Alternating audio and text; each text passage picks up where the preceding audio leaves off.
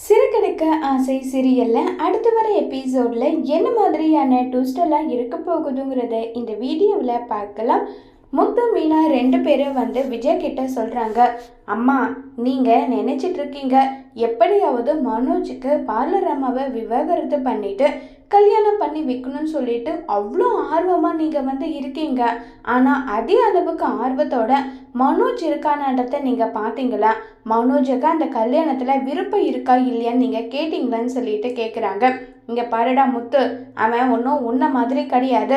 நான் கோடு போட்டு அந்த கோடவே அவன் தாண்ட மாட்டான். அந்த அளவுக்கு அவனை நான் வளர்த்து வச்சிருக்கேன். நான் சொன்னால் என் பேச்சை அவன் கேட்பான்னு சொல்லிட்டு அங்கே விஜயா ரொம்பவே பயங்கரமாக மனோஜுக்காக பேசிட்டு இருக்காங்க. நீங்கள் இவ்வளோ பேசுகிறீங்களே, ஒரு வார்த்தை அவன் பேசுகிறானான்னு பார்த்தீங்களா? இதுலேருந்தே தெரியலையா? அவெல்லாம் கண்டிப்பாக நீங்கள் சொல்கிற விஷயத்த அவன் கேட்க மாட்டாமான்னு சொல்லிட்டு முத்து சொல்லிட்டு இருக்காங்க. இங்கே பாருடா, உன்ன மாதிரி கிடையாது, நான் தான் சொல்கிறேன் இல்லைன்றாங்க. உடனே மனோஜ் அமைதியாகவே இருக்காங்க. உடனே அண்ணாமலை சொல்கிறாங்க, சரி முத்து சொல்கிறானேன்னு சொல்லிட்டு முத்துக்காக வரிஞ்சு கட்டிட்டு வர இல்லை.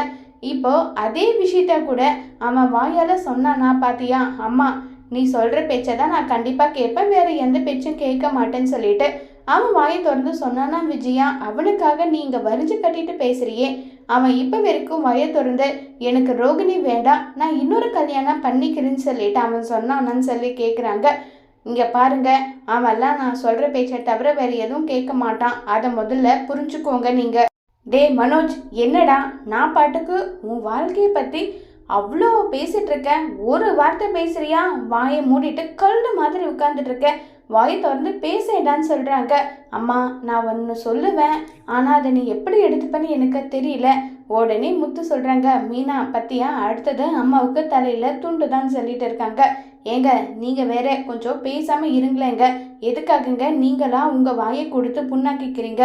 கொஞ்சம் அமைதியாக தான் இருங்களேன்னு சொல்லிட்டு இருக்காங்க. எனக்கு என்ன மீனா, நான் அமைதியாக இருக்கேன். அம்மா நம்பி நம்பி மனோஜ் மேலே இருக்கிற ஒட்டுமொத்த பாசத்தையும் ஒட்டுமொத்தமாக அவங்க இது பண்ணிக்க தான் போகிறாங்க. அதுதான் நடக்க போகுதுன்னு சொல்லிட்டு இருக்காங்க. நமக்கு என்னங்க வந்தது, நம்ம பாட்டுக்கு நம்ம உண்டு நம்ம வேலை உண்டுன்னு இருப்போம், அவங்க எப்படி என்ன போகட்டும்னு சொல்லிட்டு மீனா சொல்லிட்டு இருக்காங்க. அம்மா எனக்கு கல்யாணத்தை மேலெல்லாம் கொஞ்சம் கூட இன்ட்ரெஸ்டே கிடையாது. நான் ஒருத்தையை உயிருக்கூற விரும்பி அவகிட்ட எந்த ஒரு ஒளிவு மறைவும் இல்லாமல் அவளுக்கு நான் உண்மையாக இருந்தேன். ஆனால் அவள் எனக்கு உண்மையாக இல்லாத போது மறுபடியும் கல்யாணத்தை பண்ணி மறுபடியும் ஒரு பிரச்சனையை தாங்க என்னால் முடியாது. அதனால் எனக்கு கல்யாணம்லாம் வேண்டாமான்னு சொல்லிட்டு மனோஜ் சொல்கிறாங்க. இதை உடனே முத்து ஏண்டா இதுக்கான காரணம் என்ன? பார்லர் அம்மாவை உன்னால் மறக்க முடியல அதுதானேன்றாங்க. அப்படியெல்லாம் ஒன்றும் கிடையாது, நான் அப்படியெல்லாம் ஒன்றும் சொல்லலை. வேற எப்படி சொல்கிற? நீ சொல்கிறதுக்கான மீனிங் அதுதானேன்னு சொல்லிட்டு இப்போ முத்து பேசினதும் ஆமான்னு சொல்லிட்டு ஒத்துக்கிறாங்க. உடனே விஜயாவுக்கு பயங்கர கோவம் வருது. இங்கே பாருடா, இந்த விஜயாவோட ஒரு முகத்தை தான் பார்த்துக்கிற. மனோஜ் நீ என்ன தப்பு பண்ணாலும் உனக்கு உறுதுணையாக தான் இருந்திருக்கேன். ஒருவேளை நீ அந்த பார்லர்காரியை ஏற்றுக்கிட்டு அவ கூட சேர்ந்து சந்தோஷமாக நீ வாழணும்னு முடிவு எடுத்தா அத்தோட உன் அம்மா கதை முடிஞ்சது. இனி உனக்கும் எனக்கும் எந்த சம்மந்தமே இல்லைன்றத நீ முடிவு பண்ணிக்கோ, அவ்வளோதான் நான் சொல்லுவேன்னு சொல்லிட்டு விஜய கோபமாக சொன்னதும், அம்மா இல்லைம்மா அவன் ஏதோ ஒரு வார்த்தை சொன்னான், அதில் ப்ளேம் ஆகி நான் இந்த விஷயத்த சொல்லிட்டேன், அதுக்கு எதுக்காகம்மா நீ இப்படி பேசிட்டு இருக்க? அம்மா ஏம்மா இப்படி பண்ணிட்டு இருக்கேன்னு சொல்லிட்டு மனோஜ் எவ்வளோ சமாளித்தாலும் அண்ணாமலைக்கும் சரி முத்துவுக்கும் சரி விஷயம் புரிஞ்சிடுது. உடனே அங்கே மனோஜ் கிட்ட அண்ணாமலை, இங்கே பாரு மனோஜ், கல்யாணத்துலேருந்து இப்போ வரைக்கும் அவள் உன்கிட்ட உண்மையாக இருந்ததே கிடையாது. அப்படிப்பட்டவ திரும்பவும் உன்னுடைய லைஃபுக்குள்ளே வந்தால் உன் வாழ்க்கை என்ன ஆகுன்றத நீ முடிவு பண்ணிக்கோ. நாங்கள் சொல்லதான் முடியுமே தவிர வேறு எதுவும் பண்ணலாம் முடியாது மனோஜ்னு சொல்லிடுறாங்க. இதை கேட்டதும் மனோஜுக்கு எதுவுமே புரியாமல் அமைதியாக இருக்காங்க. இப்போ மறுபடியும் ரோகிணி அவங்க ஆட்டத்தை ஆரம்பிக்கிறாங்க. ரோகிணி மனோஜுக்கு ஃபோன் பண்ணுறாங்க. உடனே மனோஜ் பயங்கர கோவப்பட்டு, ஏய் எதுக்காகடி ஃபோன் பண்ணியிருக்க? உனக்கு கொஞ்சம் கூட அறிவு இல்லையா? இவ்வளோ கேள்வி கேட்குறேன், உன்னை அவாய்ட் பண்ணுறேன், அப்போ கூட ஃபோன் பண்ணிகிட்டே இருக்க, உனக்கு வெக்கமான சுடு சொன்னேன்னு சொல்லிட்டு ஏதாவது இருக்கா இல்லையான்றாங்க. என்ன மனோஜ், எப்போ பாரு எனக்கு உன்னுடைய ஞாபகமாகவே இருக்கு. அப்படி இருக்கும்போது எப்படி மனோஜ் நான் உன்கிட்ட பேசாமல் இருப்பேன்? சொல்லு மனோஜ்னு சொல்லிட்டு திரும்பவும் பழையபடி பேசினதும் உடனே மனோஜுக்கு பயங்கரமாக கோபம் வருது. இங்கே பார், என்னுடைய அம்மா எனக்கு வேறு ஒரு பொண்ணை கல்யாணம் பண்ணி வைக்க பொண்ணு பார்க்குறாங்க. நானும் அதுக்கு சரின்னு சொல்லிட்டேன். நீ ஒழுங்கு மரியாதை எனக்கு டைவர்ஸ் கொடுத்துட்டு ஒழுங்கா உன் வேலையை பார்த்துட்டு போ. அதெல்லாம் நடக்காது மனோஜ். நீ எப்பவும் எனக்கு மட்டும்தான். இப்போ கூட சொல்லு, நீ என்னை நினச்சிட்டு தானே இருக்கன்னு சொல்லிட்டு ரோகிணி ஒரு பக்கம் பேசினதும் அதெல்லாம் ஒன்றும் இல்லைன்னு சொல்லிட்டு மனோஜ் ஃபோனை கட் பண்ணிடுறாங்க. எனக்கு தெரியும் மனோஜ், உன்னை எப்படி என் வழிக்கு கொண்டு வரணும்னு எனக்கு தெரியும். அந்த விஜயா உனக்கு வேறு ஒரு பொண்ணு கூட சேர்ந்து கல்யாணமா பண்ணி வைக்கிறாங்க. உன்னை அவங்க கிட்ட இருந்து ஒட்டு மொத்தமாக பிரிக்கிறேன்னா இல்லையான்னு பாரு. அப்படி ஒரு வேளை பிரிக்கலைன்னா என் பேர் ரோகிணியே கிடையாதுன்னு சொல்லிட்டு ரொம்பவே கோவப்பட்டு பேசிட்டு இருக்காங்க.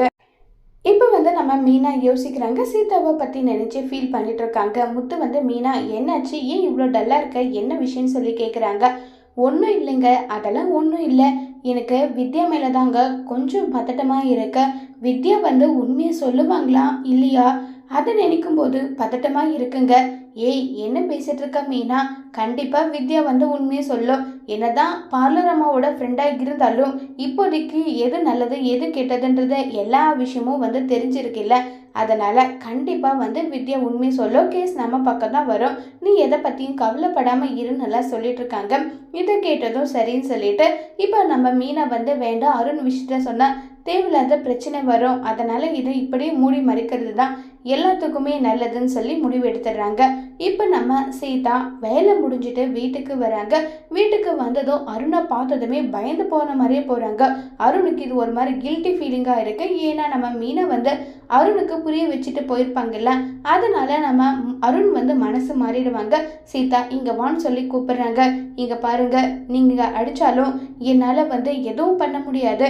நீங்கள் அடித்தா தாங்குற அளவுக்கு என் உடம்புல தெம்பில்லைங்க. என்னால் முடியல, வேலை முடிஞ்சது, இப்போ நான் சமைச்சிட்றேன்னு சொல்லிட்டு சீதா சொன்னதும், சீதா இங்கே வான்னு சொல்கிறேன் இல்லைன்னு சொன்னதும் உடனே சீதா கிட்ட வராங்க. அருண் கையை பார்க்குறாங்க, கணத்தை பார்க்குறாங்க. சாரி சீதா, என்னுடைய அம்மா இப்படி இறந்து போனதை நானே எதிர்பார்க்கல. எனக்கு என்ன பண்ணுறதுன்னே தெரியாமல் ஒரு சைக்கோத்தனமாக நடந்துக்கிட்டேன். நான் பைத்தியம் தான் சீதா, என்னை மன்னிச்சுடு. நீ எனக்காக உன்னுடைய குடும்பத்தை எடுத்துட்ட. அப்படி இருந்தும் நான் உன்னை அடிச்சிட்டேன். என்னை மன்னிச்சுடு சீதா, மன்னிச்சிடுன்னு சொல்லி ஃபீல் பண்ணுறாங்க. நீங்கள் எதுக்காகங்க மன்னிப்பு கேட்குறீங்க? நீங்கள் கோபமாக இருக்கீங்கன்னு சொல்லிட்டு அட்லீஸ்ட் நானாவது கொஞ்சம் பொறுமையாக இருந்திருக்கணும். நானும் உங்களுக்கு கூட பேசினதுனால தானே உங்களுக்கு அவ்வளோ கோபம் வந்துருச்சேன்னு சொல்லிட்டு சீதா அருண் 2 பேருமே மாறி மாறி பேசிட்டு இருக்காங்க. திரும்பவும் இதை பேசுகிறேன்னு சொல்லிட்டு என்னை தப்பாக எடுத்துக்காதீங்க. முத்து மாமா கொலை பண்ணுற அளவுக்கு ரொம்பவே கேவலமானவர் கிடையாது. உங்களுக்குள்ள 1000 பிரச்சனை இருக்கட்டும், நீங்கள் விரோதிகளாக கூட இருக்கட்டும், ஆனால் செல்வம் அண்ணாவாக இருக்கட்டும், என் மாமாவாக இருக்கட்டும், கண்டிப்பாக அத்தையோட சாவுக்கு காரணமாக இருக்க மாட்டாங்க. அதை நான் உறுதியாக சொல்கிறேன். நீங்கள் மேலே மேலே தப்பு பண்ணிகிட்டே போகிற மாதிரி இருக்குது. அத்தை இறந்த துக்கத்தில் நீங்கள் ஏதேதோ தப்பு பண்ணுறீங்க. ஒரு மனைவியாக உங்களை நல்ல வழிக்கு கொண்டு வர்றது என் கடமைங்க. அதனால தான் இந்த விஷயத்த உங்ககிட்ட நான் சொல்கிறேன்னு சொல்லி ரொம்பவே வருத்தமாக பேசிகிட்டு இருக்காங்க. இதை கேட்ட உடனே சீதா நீ என்ன சொன்னாலும் அதை நான் ஏற்றுப்பேன். ஆனால் இவங்க மேலே தப்பு இல்லை நீ சொல்கிறத மட்டும் என்னால் ஏற்றுக்கவே முடியல. ஏன்னா எனக்கு என் அம்மானா எந்த அளவுக்கு உயிர்னு உனக்கு தெரியாதன்றாங்க. எனக்கும் புரியுதுங்க. அத்தை மேலும் நானும் அளவு கடந்த அன்பு பாசம் எல்லாமே வச்சுட்டு தான் இருந்தேன். இருந்தாலும் என்ன பண்ணுறது, கடவுள்கிட்ட அவங்க போனதா நினச்சி நம்மளுக்கு திரும்ப அவங்க பொறுப்பாங்க நினச்சி நம்ம சந்தோஷம் தாங்க பட முடியும். என்னங்க உங்ககிட்ட ஒரு முக்கியமான விஷயம் சொல்லணும். அத்தைக்கிட்டேயும் உங்ககிட்டயும் சொல்லணும்னு நினச்சேன். ஆனால் அத்தை இந்த உலகத்தில் இல்லை. திரும்ப உங்ககிட்டயே வந்த மாதிரி ஒரு ஃபீல் இருக்குது. அப்படியா? என்ன சீதா நீ சொல்கிறது எதுவும் எனக்கு புரியல. நான் கர்ப்பமாக இருக்கீங்கன்னு சொல்லிட்டு சொன்னதும் இதை கேட்டு அருண் பயங்கர சந்தோஷப்படுறாங்க. என்ன சீதா சொல்கிற? நிஜமாவே நீ கர்ப்பமாக இருக்கியா? ஆமாங்க, கர்ப்பமாக தான் இருக்கேன். எனக்கு வாமிட்டிங் சிம்டம்ஸாக இருந்ததா? சரி உடனே சொல்லிட்டு டாக்டர் கிட்ட அப்பாயின்மெண்ட் வாங்கி பார்த்தேன். அவங்க தான் சொன்னாங்க. சரி உங்ககிட்ட இந்த விஷயத்த சொல்லலாம் தான் நான் வந்தேன்னு சொல்கிறாங்க. சீதா இப்படிப்பட்ட சூழ்நிலையில் உன்னை அடிச்சிட்டனே, என்னை மன்னிச்சிடு சீதா. எனக்கு என்ன பேசுறதுன்னு தெரியல. தயவு செஞ்சு என்னை மன்னிச்சிடு சீதான்னு சொல்லிட்டு ஃபீல் பண்ணி பேசிட்டு இருக்காங்க. விடுங்கங்க, நீங்கள் என்ன தப்பு பண்ணீங்க? எதுக்காக நீங்கள் என்கிட்ட போயிட்டு மன்னிப்பு கேட்குறீங்க? மன்னிப்பெல்லாம் நீங்கள் கேட்காதீங்கன்னு சொல்கிறாங்க. இல்லை உன்னை அடிச்சிட்டேன், இந்த கை தானே அடிச்சதுன்னு சொல்லிட்டு அருண் ஒரு பக்கம் பயங்கர ஃபீல் ஆகுறாங்க. சரி விடுங்கங்க, நான் எல்லாம் நல்லதுக்கே. அத்தை திரும்ப நம்ம வயிற்றுல பிறக்க போகிறாங்க.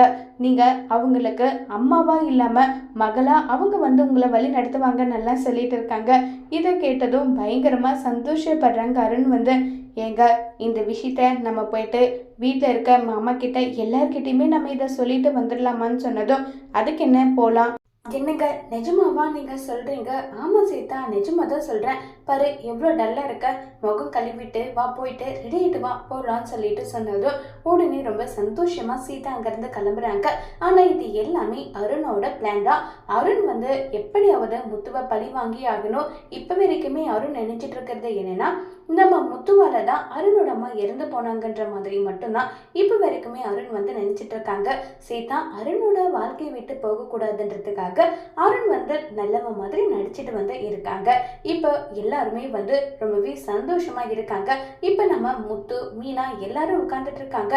அக்கான்னு சொல்லிட்டு அருண் கூட நம்ம சீதா வரத பார்த்ததும் முத்துவுக்கு பயங்கரமா ஷாக் ஆயிடுது. மீனா என்ன ஒரு நிமிஷம் கீழேன்றாங்க. ஏங்க என்னாச்சு? இல்ல மீனா கீழேன்றாங்க.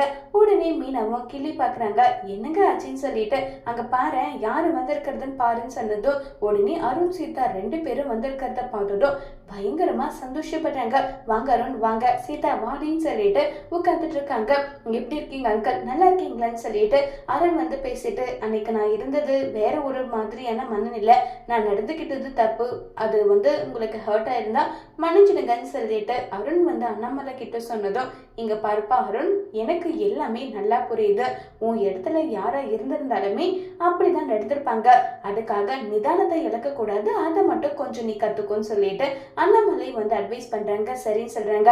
அக்கா முக்கியமான விஷயம் சொல்லணுங்கக்கா, அதுக்காக தான் வந்திருக்கேன்னு சொல்லிட்டு சீதா சிரிச்சதுமே மீனா கண்டுபிடிச்சிடுறாங்க.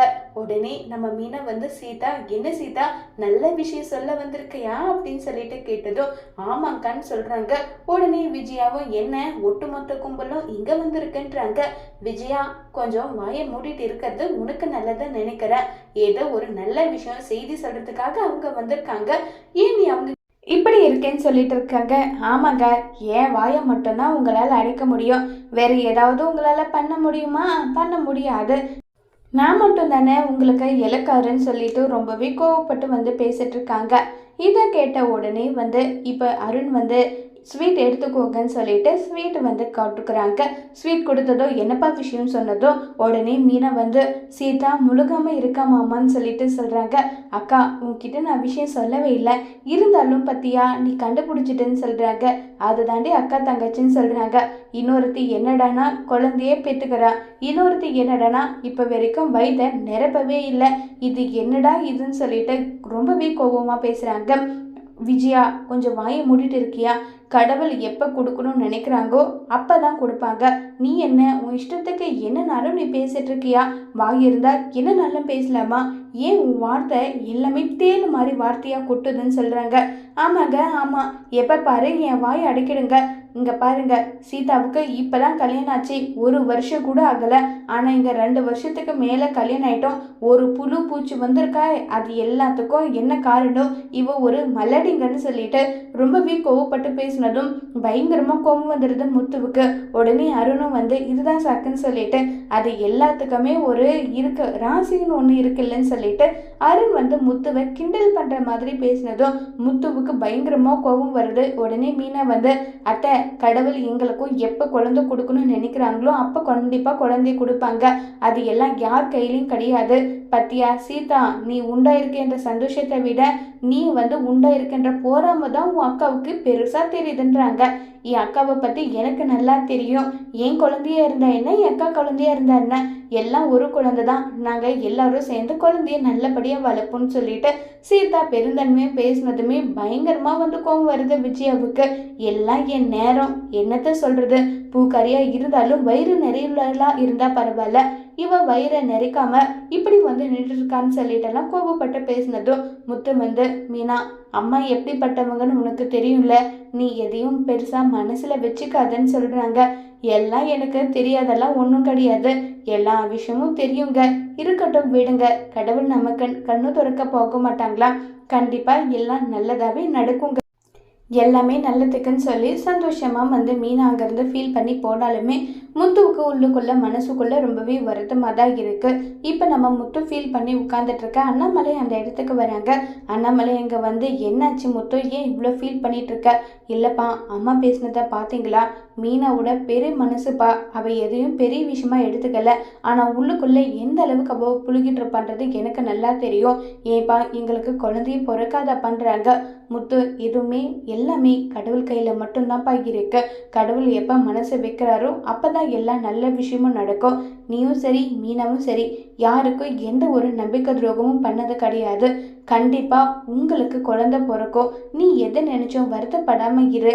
எல்லாமே நல்லதாகவே நடக்கும், நம்பு, நல்லதாகவே நடக்கும்னு சொல்லிட்டு சொல்கிறாங்க. இதை கேட்டதும் முத்துவும் அங்கேருந்து கிளம்பி போயிடுறாங்க.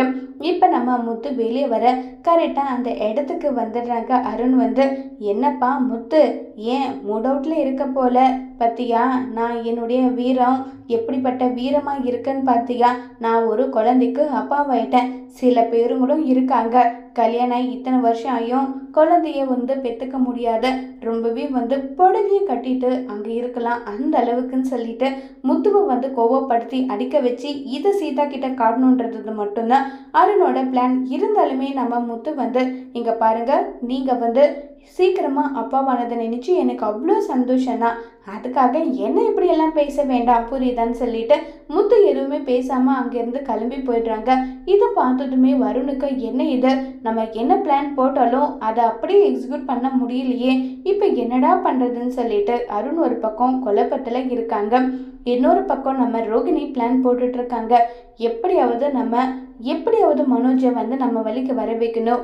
என்ன பண்ணுறது ஏது பண்ணுறது ஒன்றுமே புரியலேன்னு சொல்லிட்டு ஒரு பக்கம் ரொம்பவே டென்ஷன்லாம் இருக்காங்க. அப்போ கரெக்டாக அந்த இடத்துக்கு வந்து வராங்க. யாருன்னு பார்த்தா வித்யா. வித்யாவை பார்த்தது, என்ன இதை வித்யாவும் முருகனும் எங்கே கிளம்பி போகிறாங்க, என்ன விஷயமா இருக்கும்? இவங்க ஒருவேளை நமக்கு எதிராக சாட்சி சொல்கிறதுக்காக தான் போவாங்களா? கண்டிப்பாக வித்யா சொன்னாலும் சொல்லுவா. ஏன்னா முருகன் வந்து முத்துவுக்கு ரொம்பவே பெஸ்ட் இல்லை. ஸோ சொல்கிறதுக்கு வாய்ப்பு இருக்குது. இவங்க எங்கே போகிறாங்கன்றத நம்ம ஃபாலோ பண்ணிகிட்டே போகலான்னு சொல்லிட்டு வித்யாவை ஃபாலோ பண்ணிகிட்டே கிளம்பி போகிறாங்க ரோகிணி. இப்போ ரோகிணி கிளம்பி போயிட்டு வித்யாவை தடுத்து நிறுத்துவாங்களா? வித்யா போயிட்டு ரோகிணிக்கு எதிராக சாட்சி சொல்லுவாங்களா இல்லையாங்கிறத வரப்போகிற எபிசோடில் வெயிட் பண்ணி பார்க்கலாம். தேங்க்யூ.